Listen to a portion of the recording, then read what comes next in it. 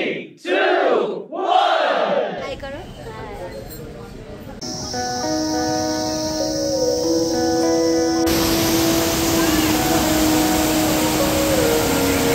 Good morning সবাইকে। আজ আমাদের এই ঘোরার পঞ্চমতম এবং শেষ দিন। আজ আমাদের ফেরার ট্রেন রয়েছে এনজেপি থেকে, তাই আজ আমরা সকালবেলা ব্রেকফাস্ট করতে এসেছি কেভেন্টার্সে।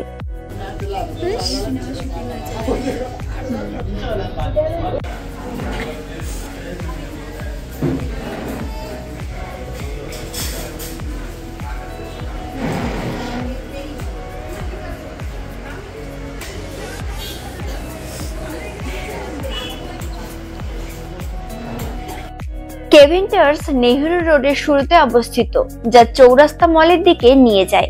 1911 সালে একজন সুইডিশ দুগ্ধ উদ্যোক্তা এবং প্রযুক্তিবিদ মিস্টার এডওয়ার্ড কেভেন্টার্স এই রেস্তোরাঁর উদ্বোধন করেন। এখানে বার্ফি মুভি এবং সত্যজিৎ রায়ের সিনেমার শুটিং হয়েছিল।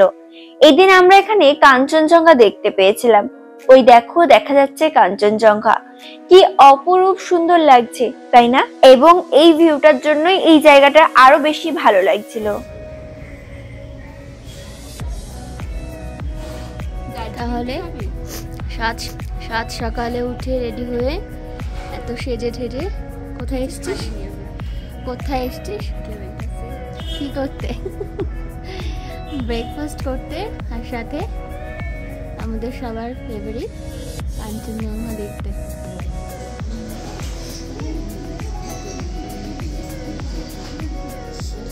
প্রথমেই আমরা অর্ডার দিয়ে দিয়েছিলাম, তারপরে এত সুন্দর একটা জায়গার সামনে বসে আছি, ছবি তুলবো না তাই এবার হয় নাকি, তাই সুন্দর সুন্দর অনেক ছবি তুলছিলাম। তার মধ্যেই চলে এলো আমাদের খাবার। কেমন? আমাদের খাবারগুলো চলে এসেছে। এখানে প্রথমেই দিদি সব খাবারগুলো টেস্ট করে দেখছিল এবং বলছিল, রিভিউ দিচ্ছিল কেমন লাগছে। দিদির তো ভালো লেগেছে, আমাদের তিনজনেরই খাবারগুলো ভালো লেগেছে। তবে আসল ব্যাপার কি বলতো, আমি খেতে খুব বাঙালি খাবার পছন্দ করি, সেই জন্য এই খাবারগুলো যে খারাপ এমনটা বলবো না। তবে বাঙালি খাবার খেয়ে যে স্বাদ লাগে, যে আরাম লাগে, সেটা যেন এই খাবারে ছিল না।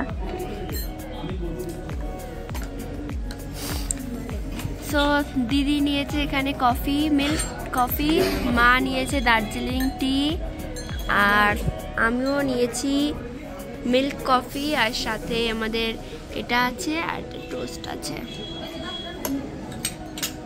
হাই করো।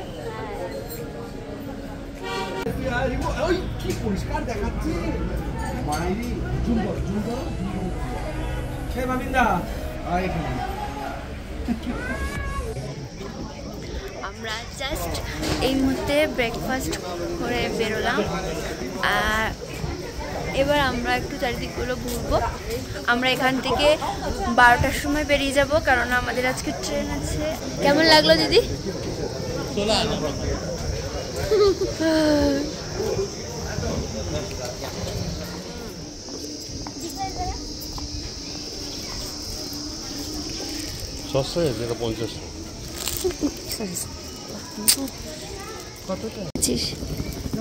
লঙ্কা দেখা স্পেশাল রেড মির্চি।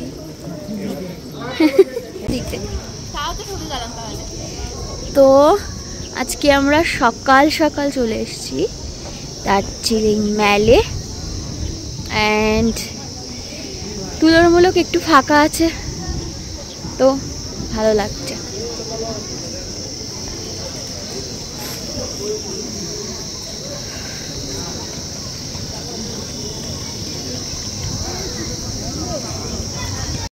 আমরা একটু দার্জিলিং মেলটা ঘুরে দেখছিলাম, আর এই দিনটা ছিল সোমবার, তো অনেকটাই ফাঁকা ছিল। গতকাল আমরা যখন এসেছিলাম এখানে প্রচুর মানুষ ছিল, ঠিকঠাক ভাবে হাঁটাও যাচ্ছিল না, এত মানুষ। আর আজকে যেহেতু সোমবার হয়ে গেছে, তো অনেকটাই ফাঁকা হয়েছিল, আর নিরিবিলিতে এই জায়গাটাতে ঘুরতে ভীষণ ভালো লাগছিল। আর আমরা একটা নাচের শুট করেছি, যেটা আমাদের বণিক অঙ্কিতার নাচের চ্যানেলে অলরেডি আপলোড করা আছে।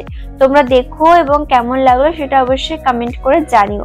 তো শুটটা কমপ্লিট করলাম, তারপরে টুকটাক কিছু কেনাকাটা করলাম। আমি একটা সোয়েটার কিনেছি, আর যে সোয়েটারটা আমি পরে আছি এই সোয়েটারটা আমি গতকাল কিনেছিলাম।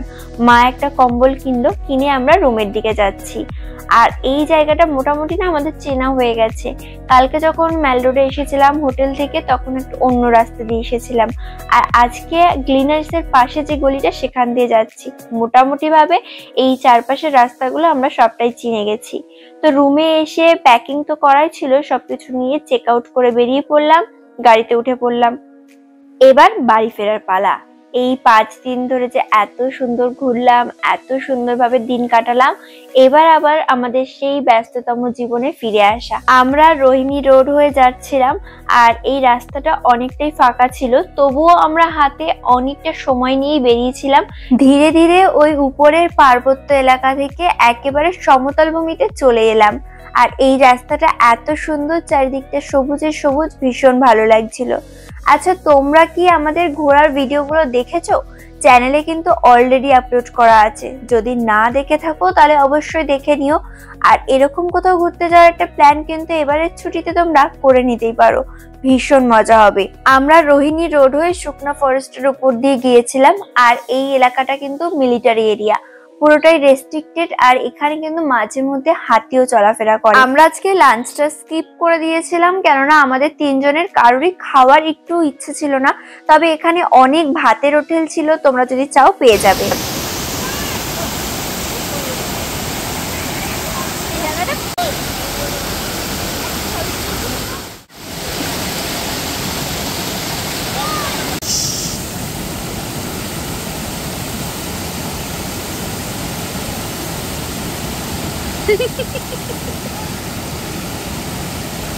হয়েছে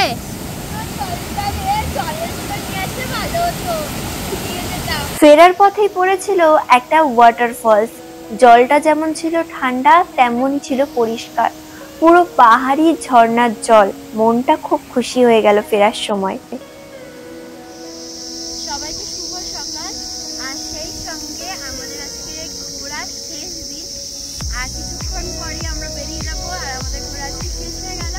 তো এই ব্লগটাকে এখানে শেষ করছি। তোমাদের যদি